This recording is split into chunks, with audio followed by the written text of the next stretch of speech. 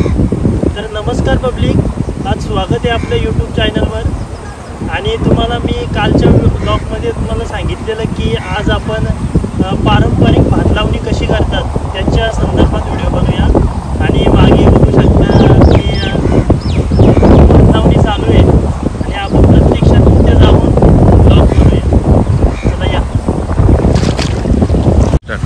तर नमस्कार पब्लिक, हे आमचे मामा आहेत आणि कितीतरी वर्ष झाली मामा आमच्या शेतामध्ये येऊन काम करतात। मी जेव्हा लहान होतो तिथपासून मामा बघत आलेत की मी आजपर्यंत मोठं झालं तिथपर्यंत मामा शेतामध्ये काम करतात। आणि आम्हालासुद्धा मामा चांगला आमच्यासाठी लवकर येतात शेतीसाठी। आणि आम्ही जेव्हा एकतरी फोन केला मामाला, मामा सकाळी लगेच हजर होतात आमच्या कामासाठी। तर मामा काय सांगाल तुम्ही आज? आज काय, आता जेवढी माणसं आले एवढं काम पुरा करून मग जाणार। हां, आणि सांगितलं तसा आता बघा ती किती एकदम सगळी लावणी चालू आहे तिथे। तर मामा तुमचे आभार मानतो, कारण तुम्ही असंच काय आमच्यासाठी मदतीला या। आणि पुढच्या वर्षी पण नक्कीच नक्की नक्की आहेच फक्त फोन लावा बस का हजर।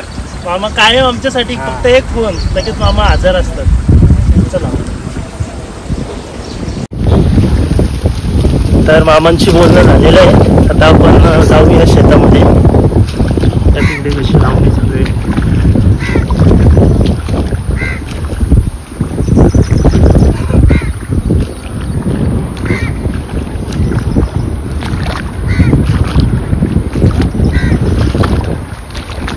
तिकडे लावणी चालू आहे, सगळी कामं करते।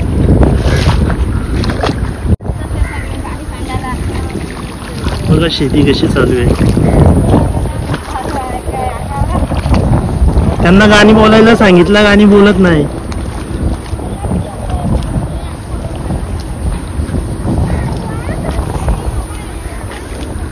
बघा मामा कशी बघा लावण्याची पद्धत बघा, ती अशी क्रॉस लावण्याची पद्धत आहे। जेव्हा ती 2-3 दिवसानंतर जीव धरेल तेव्हा ती एकदम स्ट्रेट उभी राहील। बघा इकडे पण लावणी चालू, सगळे काम करतात। बघा ही आपलीच माणसं आहे, जीवाभावाची माणसं हा शेतामध्ये काम करतात। आणि मागेच आपली हिरानंद आहे।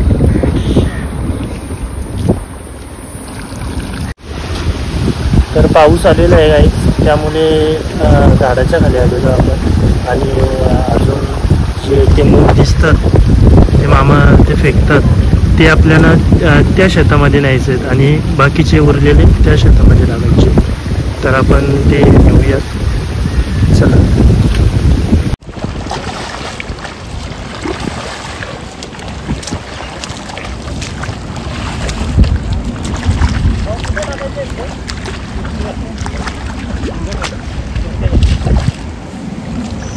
तर आता उचलून आपण त्या शेतामध्ये नेऊया हे मूग।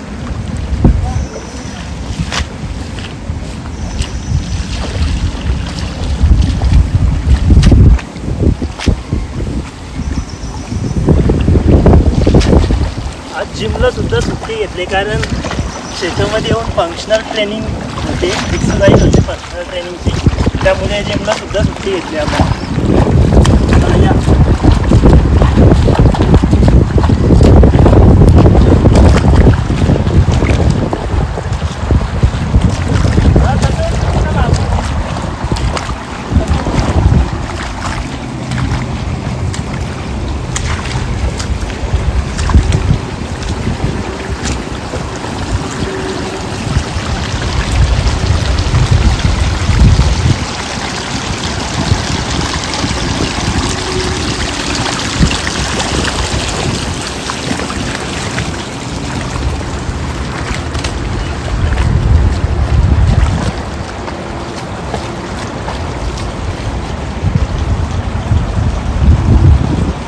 एक्सरसाइज होते याच्यामध्ये।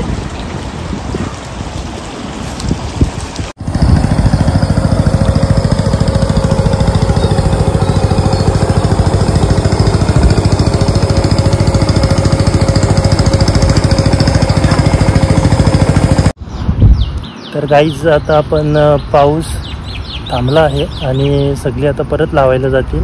ऑलमोस्ट सगळी लावून झालेलीच आहे आपली, फक्त थोडी राहिलेली आहे. हा शेत बघा, हा शेत थोडा राहिलेला आहे आणि तिकडे हा शेत पूर्ण लावून टाकलेला आहे. 1 तासामध्ये त्यांनी सगळं शेत लावलेलं आहे.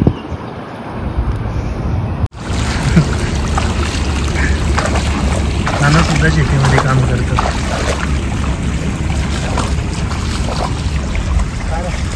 तिकडे आजोबा तिकडे बोलणं चालू आहे.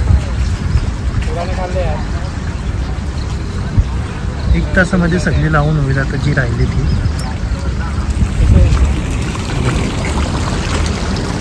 तिकडे जेवण चाललेलं आहे त्यांचं.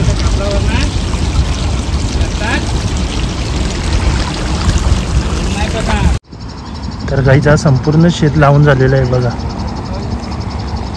आणि इकडे सुद्धा झालेलं आहे.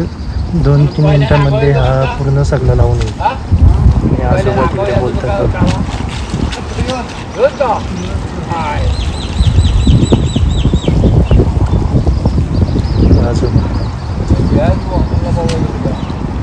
बाबा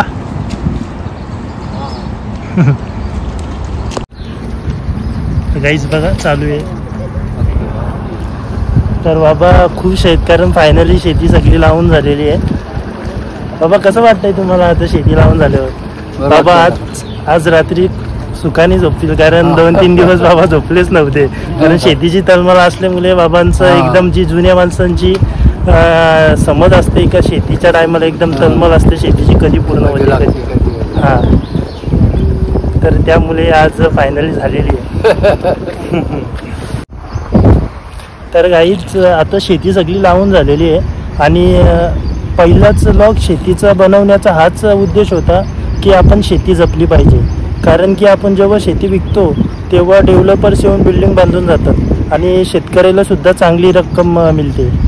ती रक्कम शेतकऱ्याला मदत होते, पण जे आपलं नेचर असतं ब्युटिफुल तिथे कुठेतरी जो नेचर राहत नाही आणि त्याच्यामुळे थोडी का होईना शेती केली पाहिजे. आणि ज्यांच्याकडे नसेल त्यांची वेगळी गोष्ट आहे, पण ज्यांच्याकडे आहे त्यांनी थोडी तरी शेती काय केली पाहिजे.